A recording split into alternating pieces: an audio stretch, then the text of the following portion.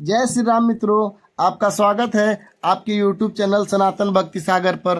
पिछले भाग में यानी भाग 22 में हम लोग देख चुके थे कि रावण को बहुत समझाने का प्रयास कर रहे हैं विभीषण जी, और बोल रहे हैं कि आप राम से बैर मत करिए। वो खुद अपने आप में ब्रह्मा विष्णु महेश हैं और अनंत हैं, और वो मनुष्यों का और ऋषि मुनियों और देवताओं का कल्याण करने के लिए मनुष्य रूप धारण किए हैं। आप उनसे बैर मत करिए। अब रावण को निश्चित तौर से ये बात अच्छा नहीं लगने वाला है। देखिए क्या होने वाला है। ताही बैरू तजी नाइया माथा प्रणतारती भंजन रघुनाथा।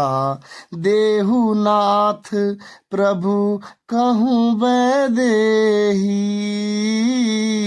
भजहु राम बिनु हेतु सनेही।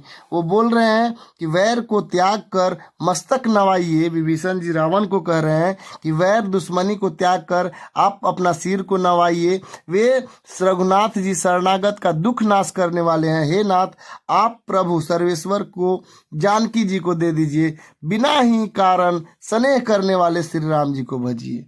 वो बोल रहे हैं कि आप सीता माता को राम जी को दे दीजिए और राम का नाम को स्मरण करिए। ये बात विभीषण समझा रहे हैं रावण को। लेकिन देखिए क्या होना है।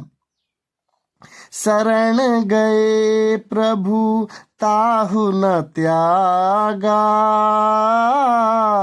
विश्वद्रोह कृत अघ जेहि लागा। जासु नाम त्रय ताप न सावन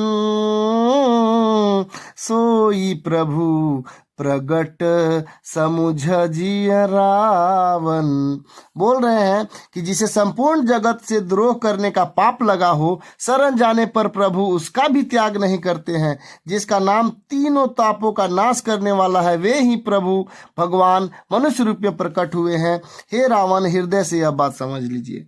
यानी कि विभीषण बहुत प्रेम से समझाने का कोशिश कर रहे हैं कि अगर कोई कितना भी बड़ा पाप करके राम जी के पास चले जाए तो राम जी उसे त्यागते नहीं हैं। वे उसका माफ कर देते हैं, क्षमा कर देते हैं। वो मनुष्य रूप में भगवान हैं और वो प्रकट हुए हैं। रावण, मेरा बात को आप मानिए और इस बात को हृदय में लगा लीजिए।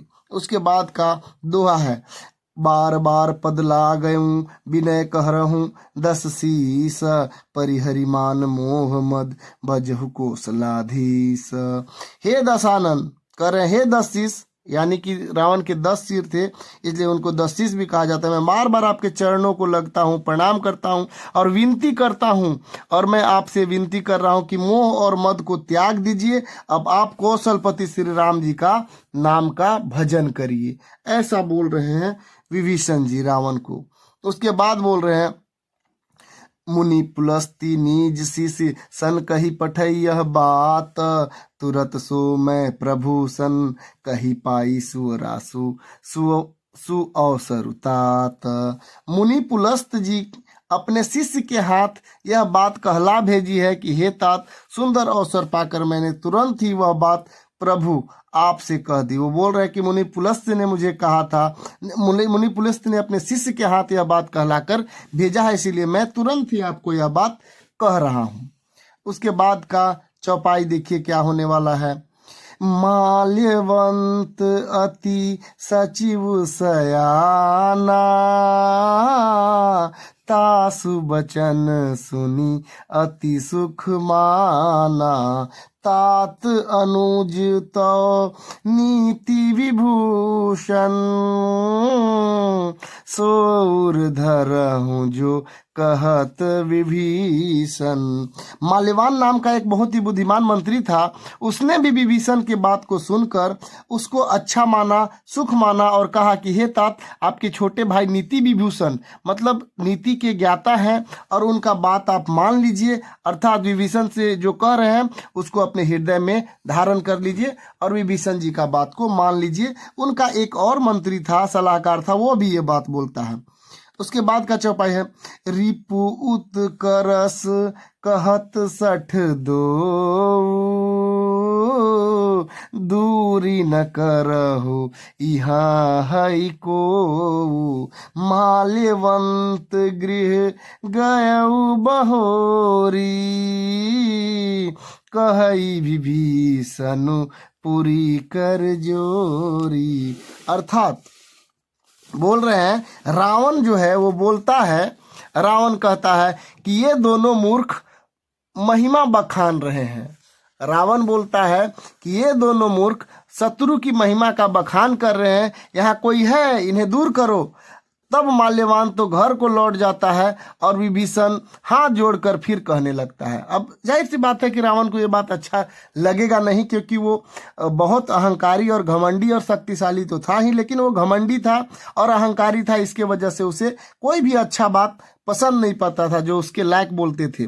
वो बोलता है कि जल्दी से इन मूर्खों को मेरे पास से हटाओ। तो माल्यवान तो बेचारा चला जाता है, लेकिन विभीषण हाथ जोड़कर फिर कहने लगते हैं, सुमति कुमति सब के उर रही, नाथ पुराण निगम अस कहही। जहाँ सुमति तह संपत्ति नाना, जहाँ कुमति तहाँ विपत्ति निदाना। वो बोलते हैं हाथ जोड़कर, विभीषण जी अभी भी समझाने का प्रयास कर रहे हैं कि हे नाथ, पुराण और वेद में ऐसा कहते हैं कि सुबुद्धि यानी अच्छी बुद्धि और कुबुद्धि यानी खोटी बुद्धि, गंदी बुद्धि सबके हृदय में रहती है। जो सुबुद्धि है वहां तो हर प्रकार की संपदा सुख की स्थिति रहती है, लेकिन जहाँ कुबुद्धि होती है वहां परिणाम स्वरूप विपत्ति और दुख ही रहता है। वो बोलते हैं कि जहाँ अच्छा कर्म होता है, सुबुद्धि होते हैं, वहाँ अच्छे कर्म होते हैं, लेकिन जहाँ बुद्धि अच्छा नहीं होता है यानी पाप मन में बैठा होता है, वहाँ तो बहुत तरह की विपत्ति आ जाती है। ऐसा रावण के सामने कहने का साहस दिखा रहे हैं विभीषण जी।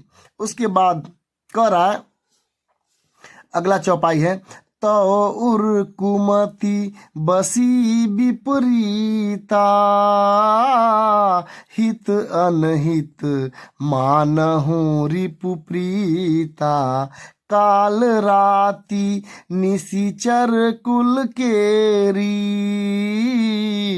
तेहि सीता पर प्रीति घनेरी। वो कहते हैं आपके हृदय में उल्टी बुद्धि आकर बसी है, इससे आप हित को अहित और शत्रु को मित्र मान रहे हैं। जो राक्षस कुल के लिए काल रात्रि के समान है, आप उन सीता के ऊपर बड़ी प्रीति है आपको। वो बहुत समझाने का कोशिश कर रहे हैं कि आपकी बुद्धि भैया विपरीत हो चुकी है, आप अपने लोग हैं उसको शत्रु मान रहे हैं और शत्रु को अपना मान रहे हैं। यानी कि विभीषण कहता है कि जो आपके लायक बोल रहा है आपको, आप उनको शत्रु मान रहे हैं, क्योंकि अभी ही काल्यवानी जो माल्यवान नाम का मंत्री था, उनका सहयोगी था, वो रावण को कहता है कि आप सीता को लौटा दीजिए। तो वो बोलते हैं कि रावण बोलता है कि नहीं नहीं नहीं, ये मेरा शत्रु है, भगाओ इसको। तो यही विभीषण जी कह रहे हैं कि आपके हृदय में उल्टी बुद्धि आ चुकी है और आप राक्षस जो सीता को लाए हैं वो सभी राक्षसों के लिए काल रात्रि के समान है। यानी सीता जो है मृत्यु बनकर आई है, अगर आप नहीं लौटाते हैं सीता जी को तो सभी राक्षसों का स्वतः नाश हो जाएगा, ऐसा बोल रहे हैं विभीषण जी। उसके बाद दोहा है, तात चरण गहि मा गयु, राखहु मोर दुलार, सीता देहूँ राम कहूँ, अहित न होई तुम्हार।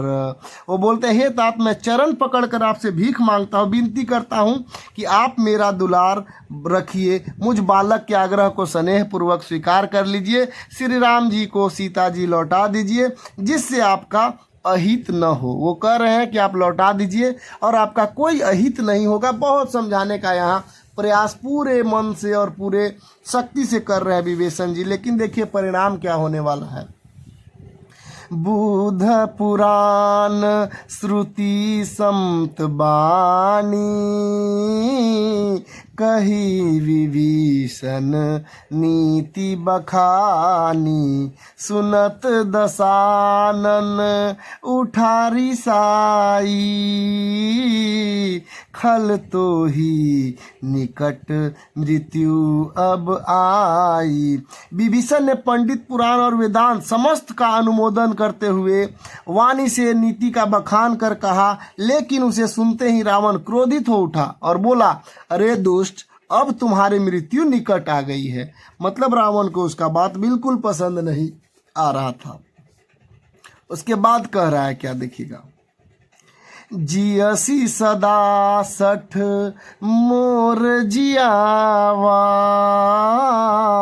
रिपु कर पक्ष मूढ़ तो ही भावा, कहसी न खल अस को जग माही, भुजबल जाही जीता मैं नाही। वो बोल रहे हैं, रावण बोल रहा है कि अरे मूर्ख, तू जीता तो है सदा मेरे जिलाए, अर्थात मेरे अन्न से पल रहा है, लेकिन हे मूढ़, तू शत्रु के पक्ष का ही बात करता है, तुझे शत्रु ही अच्छा लगता है। अरे दुष्ट, बता ना, जगत में ऐसा कौन है जिसको मैंने अपने भुजाओं से नहीं जीता है। वो पूरे गुस्से में रावण है, बोलता है कि तुम मेरा खाता है लेकिन सिर्फ शत्रु का गुण गाता है। तुम बताओ, ऐसा इस पूरे संसार में कौन है जिसको हम नहीं जीत पाए हैं, बताओ। और इतना जीते हुए लोग को तुम मुझे समझाने का प्रयास कर रहा है। और इस तरह से रावण पूरा गुस्सा आ जाता है और बोलता है कि तुम दुष्ट हो, और पूरा क्रोध में आ जाता है। उसके बाद अंतिम चौपाई है भाग 23 का। जियसी सदा, नहीं ये तो हो ही चुका है। मम पुरी बसी तप सिंह पर प्रीति, सठ मिलु जाई तिन्हि कहु नीति, अस कही किन्हेसी चरण प्रहारा, अनुज गहे पद बारहि बारा। इस चौपाई का अर्थ देखिए क्या है मित्रों, कि मेरे नगर में रहकर प्रेम करता है उन तपस्वियों पर।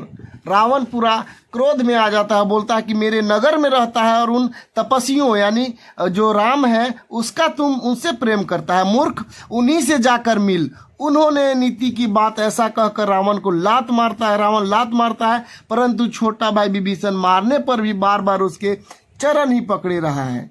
अब देखिए, रावण पूरा गुस्सा हो जाता है, बोलता है कि तुम यहाँ रहता है लेकिन उन तपस्वियों से प्रेम करता है, जाओ। ऐसा कहकर वो लात मारता है, लेकिन रावण का भाई जो विभीषण है वो अभी भी उनका चरण को पकड़े हुए है, रावण का चरण को पकड़े हुए है। और देखिए आगे क्या होने वाला है। लेकिन मिलते हैं अगले वीडियो में। उम्मीद कर रहे हैं कि आपको वीडियो पसंद आ रहा होगा। अगर अच्छा लगे तो अपने मित्रों तक भी ज़रूर शेयर करें, क्योंकि आपका एक शेयर, सब्सक्राइब और लाइक मेरे उत्साह को बहुत बढ़ाता है, जिसका कल्पना आप शायद नहीं कर पाएंगे। और बहुत बहुत धन्यवाद। जय श्री राम।